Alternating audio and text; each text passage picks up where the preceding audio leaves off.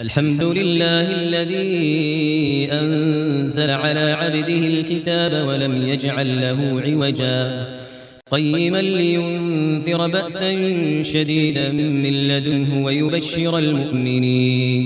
ويبشر المؤمنين الذين يعملون الصالحات أن لهم أجرا حسنا ماكثين فيه أبدا وينذر الذين قالوا اتخذ الله ولدا ما لهم به من علم ولا لآبائهم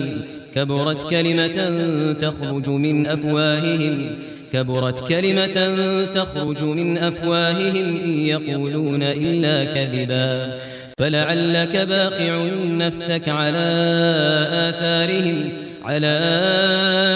آثارهم إن لم يؤمنوا بهذا الحديث أسفا إنا جعلنا ما على الأرض زينة لها